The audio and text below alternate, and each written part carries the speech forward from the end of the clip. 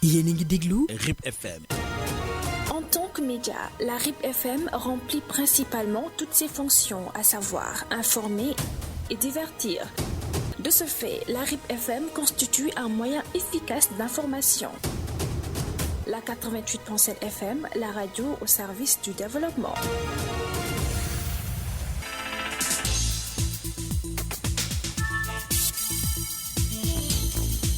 Le journal sur RIP FM. Le journal sur RIP FM. Le journal sur RIP FM. Bonjour à toutes et à tous, ravi de vous retrouver et merci de nous avoir choisis pour vous informer. Voici le grand journal et c'est parti pour les deux. Mam Yacine Diagne Seck, RIP FM. Au sommaire, 5 millions de francs CFA est la somme décaissée par la municipalité de Darussalam pour l'achat de fournitures scolaires destinées aux écoles de la commune. Une initiative qui vise à soulager les familles et à assurer à chaque élève le matériel nécessaire pour sa rentrée scolaire. Nous y reviendrons avec M. Moustapha Thiam, le maire de la commune, et puis Gamou Medina Niassène Kermadiabel 2026. Un CLD a réuni le comité d'organisation et les services locaux de l'arrondissement de Wakunguna pour la préparation de cet événement annuel religieux pour le samedi prévu le samedi 17 janvier 2026. À suivre dans cette édition, s'en suivra la page sportive de Babacar Ndao et la page santé de Mamda Dodien va boucler cette grande édition mise en œuvre par Pape Dafal. Voilà, c'est tout pour les titres. Le développement, c'est tout de suite. Le journal avec Mam Yacine Diagne Seck. La municipalité de Darussalam a procédé ce jeudi 15 octobre 2025 à la distribution des fournitures scolaires aux directeurs d'école de la commune pour les remettre aux élèves. Par ailleurs, cette initiative vise à soulager les familles souvent confrontées à des difficultés financières pour l'achat des fournitures de leurs enfants et à assurer que chaque enfant ait le matériel nécessaire pour sa rentrée scolaire. Le budget alloué à ces fournitures scolaires est égal à plus de 5 millions selon le maire de la commune de Darussalam, M. Moustapha Thiam, qui témoigne sa satisfaction envers les directeurs d'école avec les taux significatifs dans la commune. Compte rendu Khadija. La réduction des charges financières qui pèsent sur les parents à chaque rentrée scolaire doit constituer une priorité absolue. C'est dans cette optique que le maire de la commune de Darussalam, M. Moustapha Thiam, en collaboration avec les chefs d'établissement, a procédé à la distribution de kits de fournitures scolaires destinés aux élèves. Cette rencontre a réuni les chefs d'établissement et la municipalité de Darussalam dans le but de distribuer des kits de fournitures scolaires aux élèves. Le budget alloué à cette opération s'élève à plus de 5 millions de francs CFA et la mairie prévoit de l'augmenter afin de mieux prendre en charge les cases de tout petits. Normalement, comme les cases de tout petits, cette cérémonie a été l'occasion pour le maire d'exprimer toute sa satisfaction à l'égard des directeurs d'école, saluant les bons résultats scolaires enregistrés dans la commune. Occasion là, il donne aussi, c'est une occasion pour moi d'échanger et de féliciter les directeurs d'école pour les excellents résultats enregistrés dans la commune. Le taux de réussite qui était auparavant de 13% est aujourd'hui passé à 88%.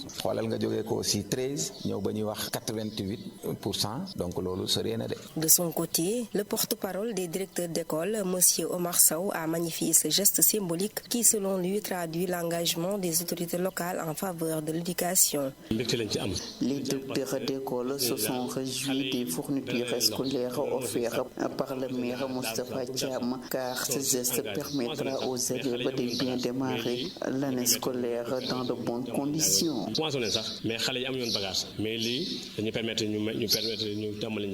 Toutefois, le maire Moustapha Thiam a annoncé la réalisation prochaine des travaux de construction dans certaines écoles de la commune afin d'améliorer les conditions d'apprentissage des élèves. Restons toujours sur cette distribution des kits scolaires de la municipalité de Darussalam au directeur d'école de la commune où le président de la commission de l'éducation revient sur les composants de ces fournitures scolaires, notamment 900 craies blanches, 800 ardoises, 600 cahiers de 200 pages, entre autres. Il est au micro de Khadija.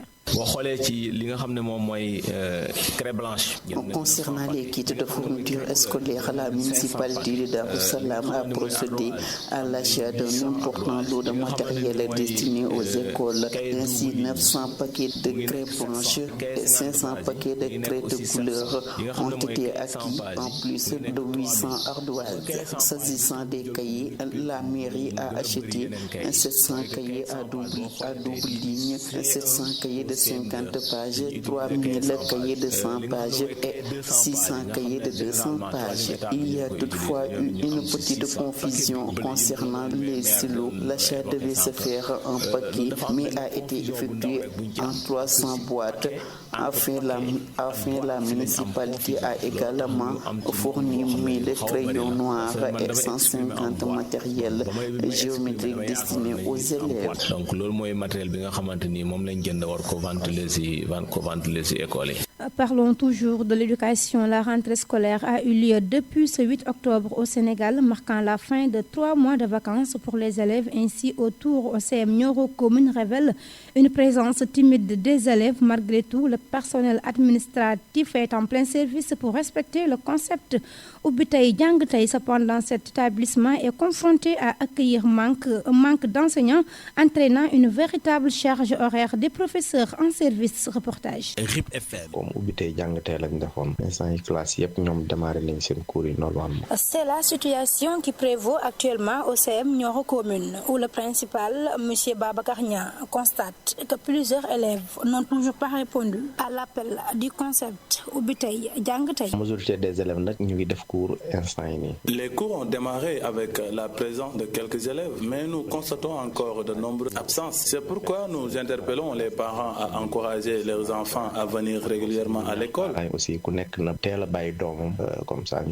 Malgré l'accueil d'un important effectif d'élèves en classe de 6e, la structure a pu maintenir le même nombre de classes que l'année précédente.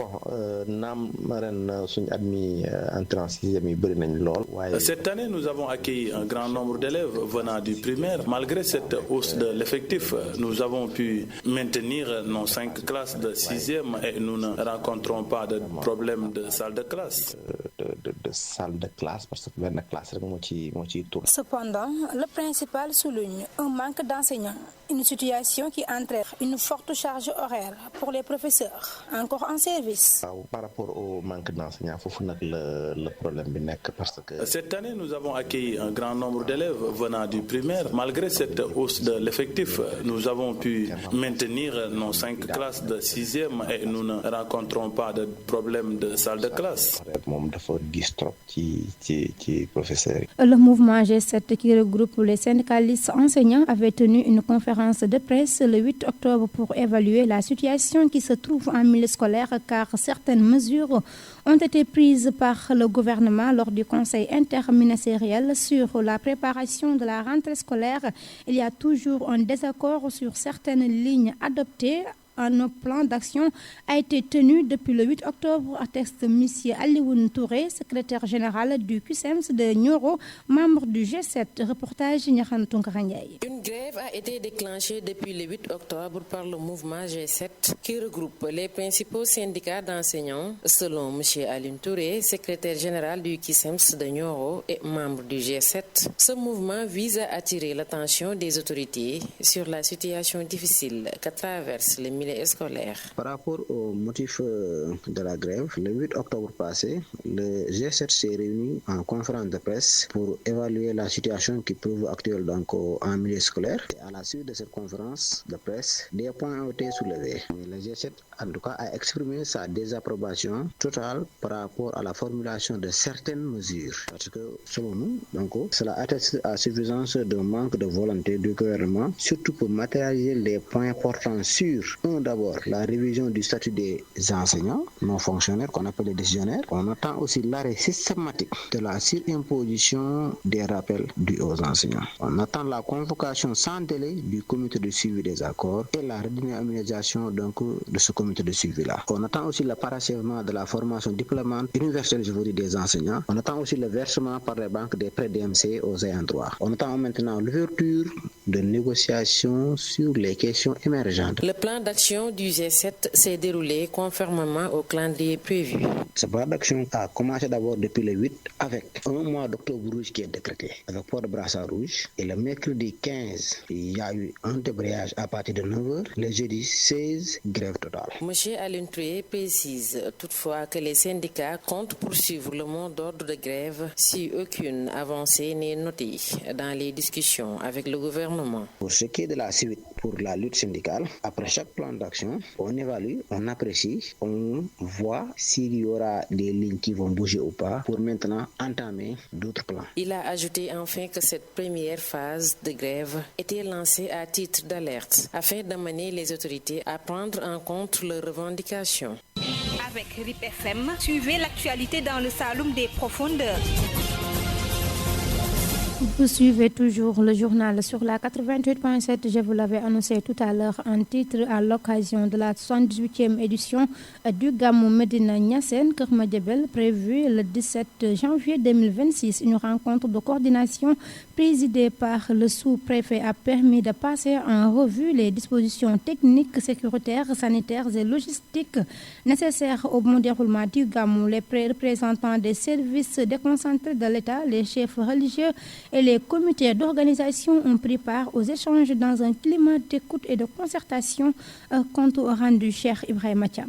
En prélude de la célébration du Gamou prévu le samedi 17 janvier 2026, un événement religieux majeur pour la communauté musulmane, les autorités administratives locales et religieuses se sont réunies à Medina Niassène Keur Madiabel dans le cadre d'un comité local de développement CLD. Le sous-préfet de Wakunguna, Samba Adolphe Sidibé, est revenu sur l'objectif de cette rencontre. La préparation, bien entendu, du Gamou annuel de Medina Niassène de Keur Madiabel qui est prévu le samedi 17 janvier 2026. En réalité, c'est ce qui nous a obligés effectivement aussi à convoquer cette réunion, naturellement, pour nous pencher un peu sur les différents points qui, certainement le jour J, nous permettront véritablement aussi d'avoir un Gamou organisé dans d'excellentes conditions. De son côté, Serigne Aliou Barham Niass, représentant officiel de Medina Niassène Keur Madiabel auprès des institutions, a adressé ses sincères remerciements au sous-préfet pour son accompagnement constant et son soutien indéfectible de la réussite de cette activité de la communauté. Témoigner aussi notre gratitude et nos remerciements les plus sincères par rapport aux plus-values qu'il a eu à amener à notre événement, le Gamou de Medina Niassène Keur Madiabel. Pour sa part, Mamadou Sy, représentant du maire, a salué la participation active de la municipalité qui contribuera, selon lui, à la réussite éclatante de cette édition du Gamou. Donc la participation de la mairie sera toujours de mise et le maire l'a dit, c'est une participation multiforme et multisectorielle. À l'issue des travaux, un appel à l'unité et à la responsabilité collective a été lancé afin de garantir le succès de cette édition, symbole de foi, de paix et de cohésion sociale à Medina Niassène Keur Madiabel. Un atelier de formation de 3 jours était organisé par le CEDAF de Nioro en collaboration avec le programme Yoonu Migration Digitale pour les jeunes entrepreneurs du département. Une formation basée sur la digitalisation, surtout sur les métiers du numérique afin de développer leur business. Pour plus de détails, je vous propose de suivre M. Jo Maron, journaliste web, formateur en communication digitale et responsable du programme Yoonu Migration Digitale. Il est au micro d'Adama Sène. Mon nom c'est Jo Maron, je suis un journaliste web, en même temps formateur en communication digitale et le responsable du programme Yoonu Migration Digitale qui forme les jeunes aujourd'hui à Nioro. Sur invitation de Madame la directrice, nous avions jugé nécessaire de venir à Nioro pour pouvoir au moins apporter une contribution. Il s'agit tout simplement de former ces jeunes-là sur les métiers du numérique. Il s'agit juste de choisir quelques modules qui sont fondamentaux en fait. Il s'agit de la prise de vue et montage vidéo, l'infographie, le marketing digital et les réseaux sociaux. Parce que nous avons constaté que ces jeunes aujourd'hui utilisent tous ces réseaux sociaux-là, mais ces outils-là, il fallait les comprendre davantage et voir les opportunités au lieu de perdre leur temps sur les dérives. Alors l'idée nous est venue en fait du fait qu'on a constaté que beaucoup de jeunes prennent la mer, c'est-à-dire ils se livrent un peu à l'immigration irrégulière et nous avons proposé ce qu'on appelle Yoonu Migration Digitale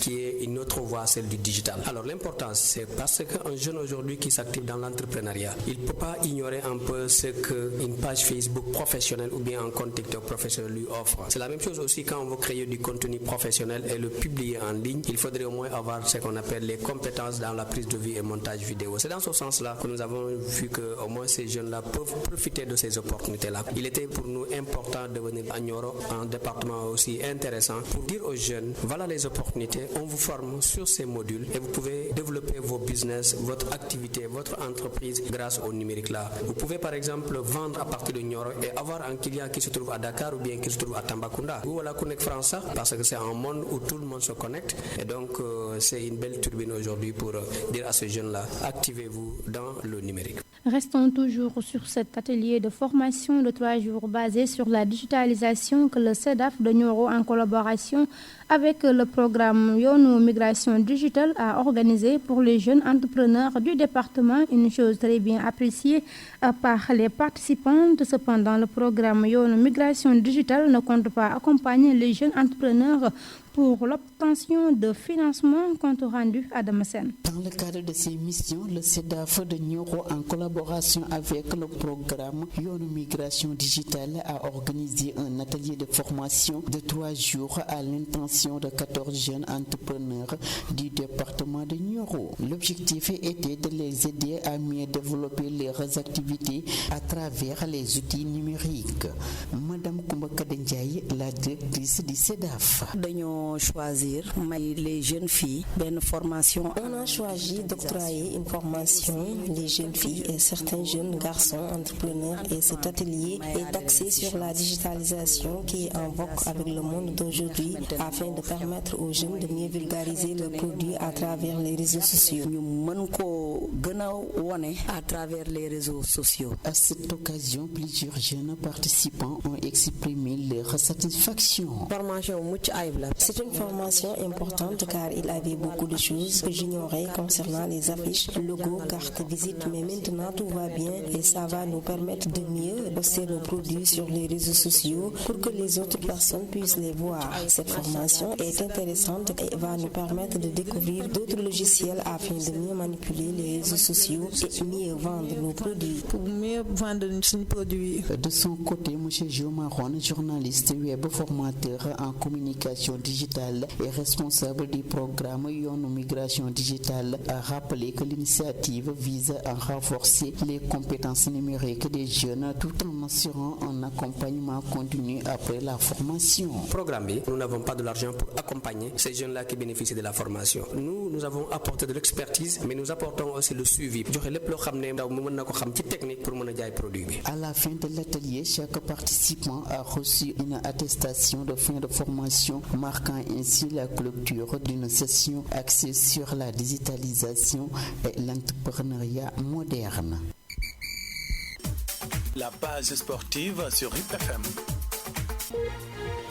C'est avec Babacar Ndao, 12 ans. Bonjour. Bonjour. Cette page sportive, nous allons la démarrer avec du football. Ligue Pro Session, saison 2025-2026. Les entraîneurs de Ligue 1 et de Ligue 2 en session de formation avec la Ligue sénégalaise de football professionnel. La Ligue sénégalaise de football professionnel va organiser une session de formation pour les entraîneurs des clubs de Ligue 1 et de Ligue 2 en prélude du démarrage de la nouvelle saison. Alors que le championnat de Ligue 1 débute dans une semaine, les entraîneurs sont conviés à une session de formation, à une session de renforcement de capacité les samedis 18 et dimanche 19 octobre à la résidence Lat-Dior de Thiès. La session organisée par la Ligue sénégalaise de football professionnel permettra aux entraîneurs d'actualiser leurs connaissances, d'échanger sur les nouvelles orientations techniques et de renforcer leurs compétences afin d'accompagner efficacement leur équipe. Dans son communiqué, la Ligue sénégalaise de football professionnel a insisté sur la présence de tous les entraîneurs des clubs de Ligue 1 et de Ligue 2,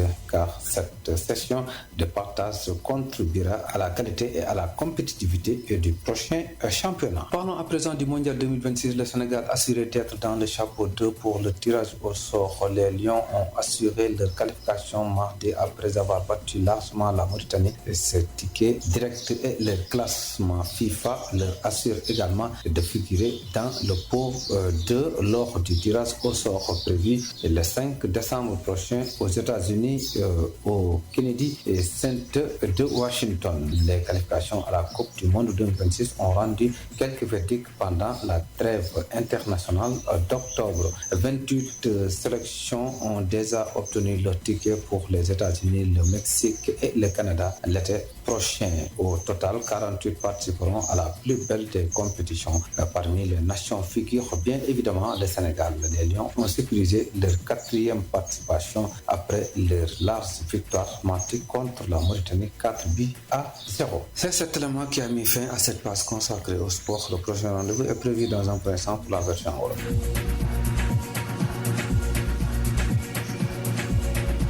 RIP FM. La page santé, c'est maintenant. Parlons à présent santé. La page de ce vendredi reçoit M. Diagambalo, responsable de l'éducation et d'information en santé sociale, et c'est pour parler des activités de prévention contre le cancer prévues par le district sanitaire de Nioro. Les détails avec Mme Dadodjian. Bienvenue. Chaque mois d'octobre, la campagne d'Octobre Rose rappelle l'importance du dépistage du cancer du sein, premier cancer chez la femme. Au niveau du district sanitaire de Nioro, plusieurs activités sont prévues pour sensibiliser et accompagner la population. Selon M. Diagambalo, responsable de l'éducation et de l'information au sein de la structure. Activité Octobre Rose, déjà, district sanitaire a une activité. Le district sanitaire a démarré ses activités par des caravanes de sensibilisation en collaboration avec ses partenaires. Il prévoit d'organiser 3 grandes sorties au niveau du département et plus précisément dans les communes de Gantekay, Kermondongo et Kermaba, afin de permettre aux populations de bénéficier des gratuités offres durant ce mois d'Octobre Rose. Dans le cadre de cette campagne, il est également prévu d'introduire un vaccin destiné aux jeunes filles. Avance, Monsieur Malo.